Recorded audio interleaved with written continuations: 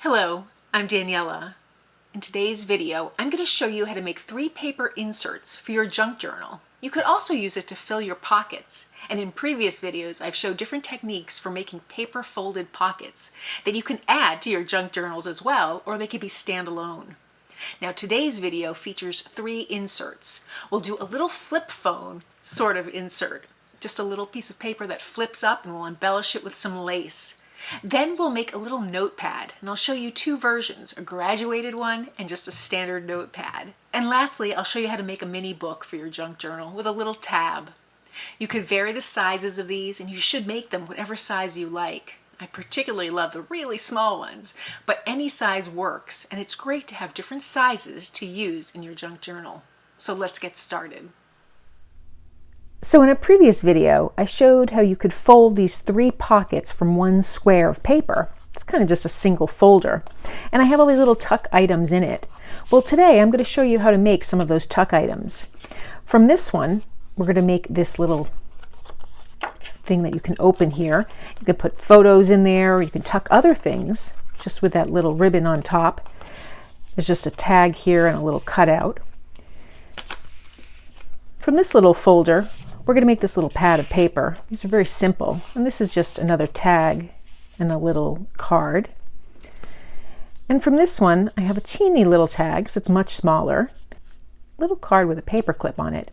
And this little booklet here, and I'm going to show you how to make that as well.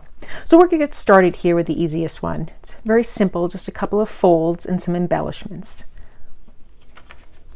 So to make this simple fold here, I'm basing it off of this pocket, and everything that I make today is going to fit inside this pocket.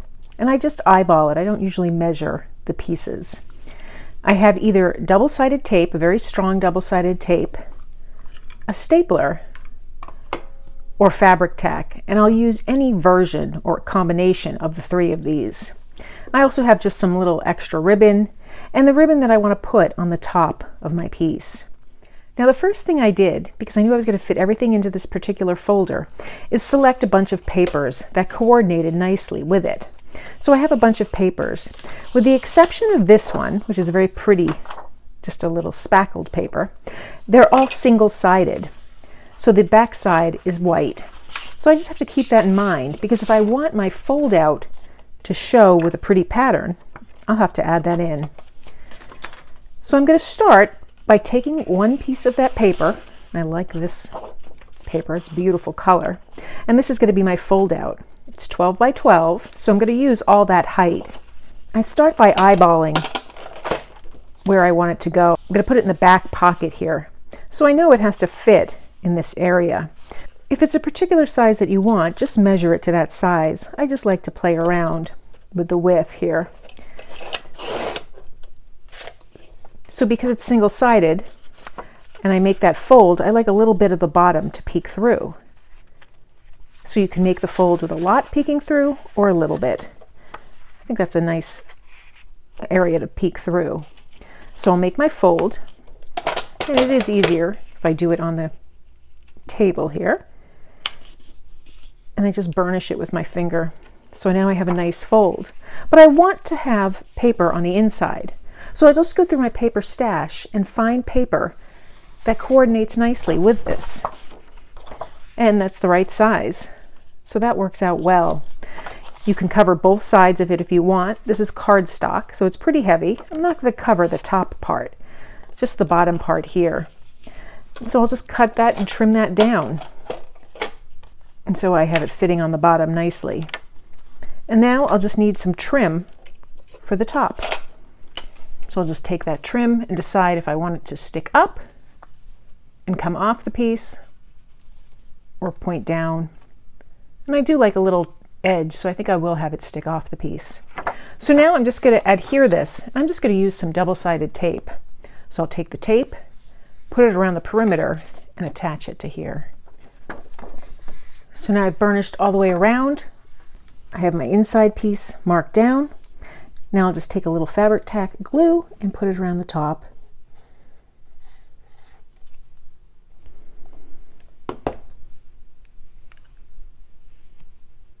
I'll line up my trim, and then once that dries, and we'll It doesn't take very long, maybe 20 minutes. I'll trim it down into place. I have some other trim here that I can add to it if I want, but I think I'll set that aside, maybe add that to the final piece here. So I'll set this aside to dry, and we'll get started on creating this little notepad. Now for this notepad, I have a little piece of paper up top folded in, and then I have 3 sheets of paper here. All the papers are lightweight, they're all the same paper, and they're all the same length. I'm going to change that up today. So I'm going to start by creating my longest sheet of paper. And I'm going to take my heaviest paper for that. And that's this paper, this cardstock that we've already used. So now I'm just going to decide the height that I want this notepad to be. And again, I'm not measuring it, I'm just eyeballing it. So I cut one sheet of paper about 3 inches wide and a little bit more than 5 inches tall. And then I have another piece of paper that's the same width, and I'll cut this down later. So now I just want to take my other sheets of paper and cut them down, and I'm going to have just a little bit of the previous layer peeking out. So I'll cut these all down to 3-inch widths and then vary the height. So now I have 4 pieces of paper, all 3-inch widths, and just varying heights. And they make a very interesting little pad. I'm going to take my top piece here, and this is going to be the piece that covers it. It happens to match the bottom piece. The first thing I'll do is just staple, just 2 staples to hold my pad together. And now I'll decide how much trim I want showing. So I'll just cut this down a little bit further. Then I'll take this, fold it in half. If it's too much of a trim, I'll cut it down even more so. But now I just have a little trim up top. I'll take my tape and put it on both sides of this trim and then attach it to my piece. So now I've removed the tape from the top. I'm just going to set it inside my little piece of trim here, and then I press it down. And now I have this really cute notepad that I can tuck into the next pocket. Now the last tuck-in we're going to make is this cute little book. It's just 4 pages long, varies in height. You can change that around and make it all the same height. It's got a little trim here and a little tab up top. So let me show you how I do this. So for this, I cut one piece that's going to be my cover. And so this is going to dictate the height and the width of the rest of the book. This page will be shorter, so I'm going to cut it, but this is the basic premise of the size of the book. I'll need a little scrap of paper to be my tab for one of the pages, and a piece of paper the same height that I'll trim down to be the binding on the edge. So I'll set those papers aside and start to make the pages. Since this is the cover and the back of my book, and it's still single-sided, I can choose to add another piece of paper just to cover that page if I want it. I'm okay with the white showing. So I'm just going to take my book here and I'm going to trim down that front just a little bit.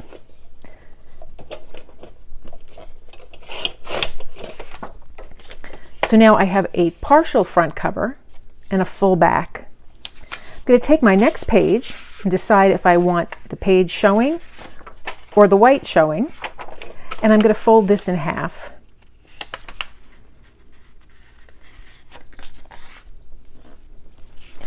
And so then I can tuck it inside my book, and I have the option of leaving these pages completely full length or trimming it down. I'm going to trim this down just a little bit.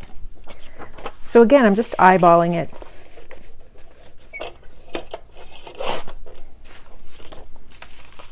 And trimming it down.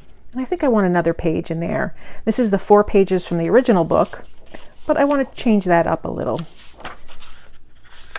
So I'll take one more here.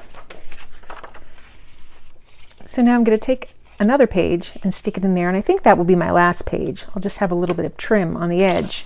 I do have another page I could add, but I'm pretty happy with the way this looks. I'm going to open it up, and right on that crease, I'm going to staple it. So this stapler didn't reach, so I had to get my backup stapler, which is kind of neat because it swings out so that I can access the points I need to access inside a binding.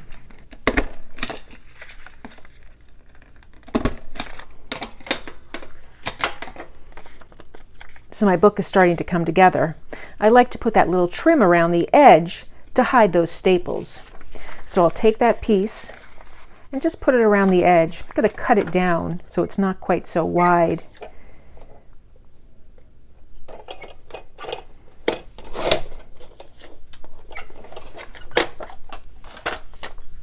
And again, just like the previous book, I'm going to fold it in half, add tape to both sides, and then feed it in so I have a nice edge to my little book. And I also want to add a little tag here. I think I'm going to change out this paper for this paper. I'll trim this down, and now I can add a little tab to one of these pages. I'll do that by folding this in half, not really trying to crease the top of it, just trying to fold it down and adding tape to either side before I put it on the page. I'll show you how that looks.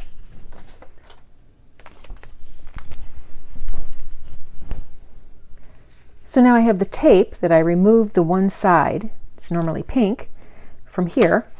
I'll just feed my book inside of that trim piece, press it down and burnish it, and then trim off the overhang. Came out beautiful. Now I'll just decide where I want to put this little tab. I put the double-sided tape just on the bottom, folded the top, not a hard crease, just a gentle fold. I think I'll set it right over here on this page. So I'll remove the double-sided tape, find the page where I want to put it, and press it down so there's a little bit of an overhang. And now it's ready to tuck into my little folder. So I can take it and tuck it in just like that. And I can play around with placing these depending on where I want to hold it on. So now I'm just going to trim down the excess ribbon on the little fold over enclosure that we made. Came out really well. And that can go right into the back. Then I have a little booklet, which I think I'll stick in the second pocket. And then the little notepad for the third. And now I have a little bit of trim here. I can decide if I want to add it to my piece. I think it looks cute. So I'll glue that down, and then I have a finished result. So there I have my pocket complete, ready to be tucked into a junk journal. And I have all these little accessories that I can add in along with that pocket.